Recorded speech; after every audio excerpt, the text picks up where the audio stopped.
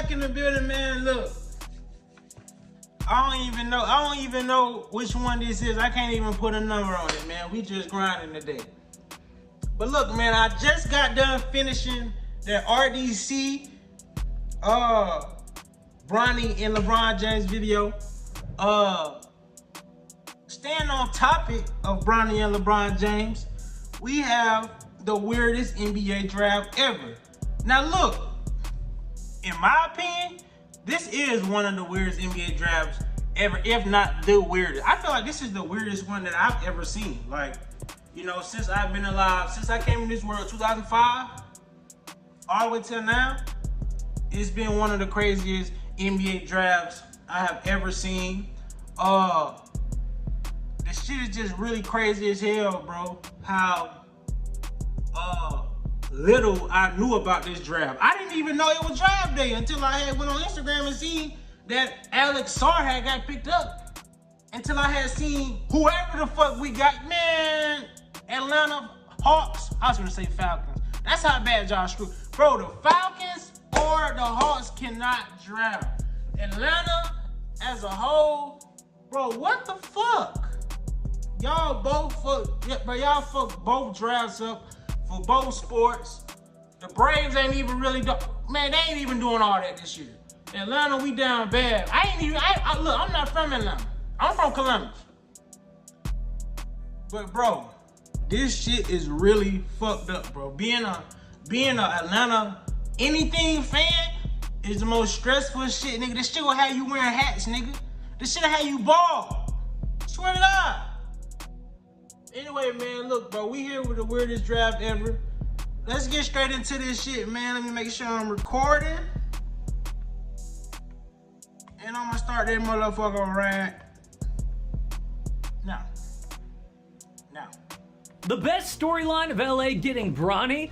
What will Bronny call LeBron when they're on the court together? Dad? Hey Dad, can you pass me the ball? No! That's what but he can't call him Bron, because if his name's Bronny, that would be confusing for their teammates. Ah, LJ and BJ coached by a JJ. But things got really weird before Bronny's pick. Ex-Warriors GM Bob Myers said on TV, Rich Paul was threatening teams. He said the agent told front offices, if you pick Bronny, he'll go play in Australia instead. This was after Tim Legler said what everyone was thinking. The Celtics had 54, one pick before the Lakers. Go draft Bronny and hold him hostage. We got your kid, LeBron. Now give us Austin Reeves, like the movie Taken. But that didn't happen, and Laker fans are actually pissed. They hate how it looks. LeBron's podcast partner is their coach. Now his kid gets drafted. Dude runs the franchise like a circus. Oh, LeBron tries to deny this. Bro, this is exactly what the fuck I was saying, bro. I feel like people don't even like this shit. This shit, honestly, is like having a player who's also the GM. My nigga, like, what kind of, like, bro, you just getting what you want, bro. Like, he getting everything. This is LeBron treatment. This is king treatment. This nigga getting king treatment, bro. Literally. They don't call him king for no reason. But on a podcast, Rich Paul said, oh, well, if we really cared, we'd force the Lakers to pick Bronny at 17. Does that sound like LeBron doesn't run the team? Honestly, it doesn't matter. Most second-round picks don't play anyway. I totally get why they got Bronny. And for people who say he's not drafted if he's not LeBron's son, yeah, that's right. But who cares? Do we forget about Thanasis Antetokounmpo? Damian Lillard's cousin somehow got on the Blazers. And the Lakers' own draft room had Joey and Jesse Buss in the front office because they own the team. So LeBron can't get his kid drafted? These are just LeBron haters. But Bronny will play a ton in the G League. But I'm really not a LeBron hater, bro. I'm a big Bron supporter. A lot of people hate LeBron. I don't hate LeBron at all. Nigga, LeBron, nigga, but that nigga's a GOAT in my eyes. You know what I'm saying? That nigga, well, listen, I won't even say the GOAT because it's not no true GOAT. It's too many eras, you know, for just one GOAT, bro. It's too many eras, bro. You got to go through the, you know, 90s. You can't, bro. This shit go further than that. You know what I'm saying? So you can't really say a GOAT, but he one of the GOAT. He the GOAT of the modern era for sure. At some point, we'll get on the court with his dad and be called BJ. which is awkward at the very least. Also, the Lakers did really well on day one of the draft. If you haven't heard, this Dalton Connect kid is legit and fell to 17. He was a top 10 pick in every mock. Nobody thought this would happen. He is what they need as the best three-point shooter in the draft. So why did he fall? Was it bad medicals? Bad character concerns? No, it was his age. Reports say that teams hate a 23-year-old, but why? Yes, his stroke rate's not good, but there are always exceptions. I mean, last year, the Lakers were idiots to pass on win now Jaime Jaquez with him on the board. Didn't make that same mistake. But I know the Spurs traded a top 10 pick for picks in the 2030s when Wemby's 27 years old. The Pistons took a kid who can't shoot when all they need shooters. But what's with the French people? Last year, we had Wemby go number 1. Bilal Koulibaly go 7. But before last season, we only had 3 Frenchmen in the league. Rudy Gobert, Nick Batum, and Killian Hayes. And honestly, Killian probably shouldn't have even been in the NBA. But then, 2 top 7 guys. Last night, 4 in the first round, including number 1 and number 2. Next year... the guy we got for the Hawks, he French too? Oh, so damn, number 1 and 2 was Frenchmen. And number 6. Damn. Probably 3 more French first rounders. What is happening? The answer is even stranger than it looks.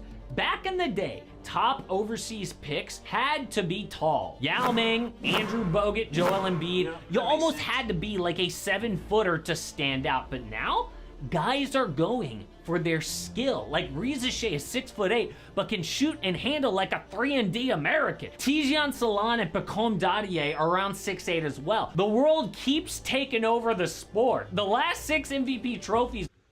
I'm really not familiar with the guy that he just said that we had got for the Hawks. I'm talking a lot of shit about him, but hopefully he actually good. You know what I'm saying? Hopefully he actually overseas. Last year's top 4 MVP voting was to Serbia, Canada, Slovenia, and Greece. Now, I could say I hate this because I'm an American. This is our sport. I don't want to see a bunch of Euros take over. Go all Gilbert Arenas when Draymond assaulted Gobert and Yusuf Nurkic. He's taking care of these Euros one at a time. But I will not say that. I actually do not care if they take over. I enjoy a good Wemby block just as much as a LeBron chase down. I used to love soccer, so I'm used to this. But where it gets interesting is the Olympics. Last games, the USA barely beat France for the gold medal. Now, France is getting all these studs, and they're hosting the 2024 Olympics. Are we about to see a team with LeBron, Steph, Kawhi, and Kevin Durant? Hey, you know what's crazy as fuck? This team is stacked as fuck, bro. Maybe we already knew this shit. That's why we already stacked up like this, because this team is OD loaded, bro. It's Curry, Durant, goes to a bunch of young Frenchmen. Now that is actually spicy. But Riza Shea went number 1 because Alex Sarr avoided Atlanta hard. Dude refused to work out and interview with them. So Kendrick Perkins actually had the guts to ask Sarr about this to his face. What was it about Atlanta that made you not want to be there? Since you didn't work out for him, you didn't visit. And Sarr's like, oh, I never said I didn't want to be there. Yeah, right. They are a mess with one of the saddest locker rooms in the NBA. He would rather be a wizard, which says a lot. But they get Riza Shea, who is a 3-and-D wing, who's great. I mean, that's awesome. Everyone needs him. But normally that kind of guy goes later. He's like exactly, he finna say it. Bro, this guy is a Klay Thompson type of player, bro. We could have got him later. You know what I'm saying? Well, not us, you know, because we got the, you know, but, bro, he could have went later, bro. We could have. The lottery. At number 1, you would hope for real star quality, but we'll see what happens. A bigger shot was Ron Holland at 5 to Detroit. Nobody predicted this because it made no sense. I mean, the Pistons, if they have one big need, it is shooting. And Holland shot 28% from 3. What were they thinking? Well, a few years ago, Holland was projected as the number 1 overall pick. He was the number 2 prospect out of high school. So I think the Pistons got unlucky falling to 5 in a weak draft. They tried to trade the pick, but nobody wanted it, so they said, screw it. let's take a chance on Haaland, who potentially becomes a star. Maybe should have gone number 1 after all. Then the Spurs pick Stefan Castle. Damn, bro, we just literally traded. We literally just traded.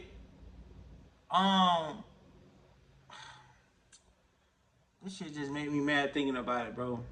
We literally just traded fucking DeJounte Murray, bro.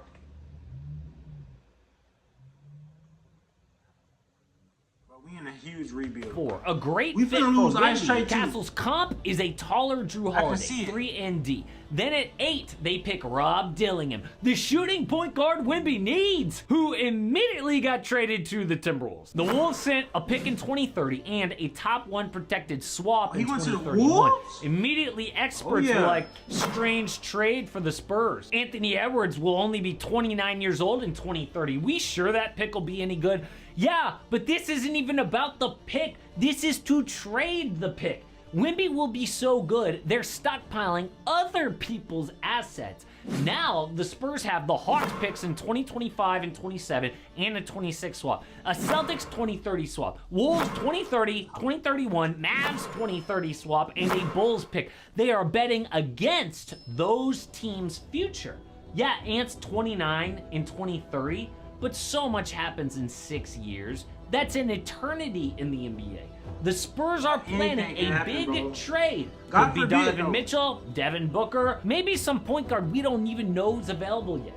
But I also loved Reed Shepherd at 3 to Houston.